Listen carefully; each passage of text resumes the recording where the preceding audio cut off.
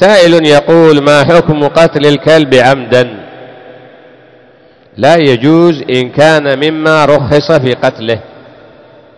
لا الكلاب ما بالهم وبال الكلاب، فما كان من الأمر في بداية الأمر نسخ، ثم رخص في كلب الصيد وقال ما بالهم وبال الكلاب، وفي الرواية الأخرى قال لولا أن الكلاب أمة من الأمم لأمرت بقتلها.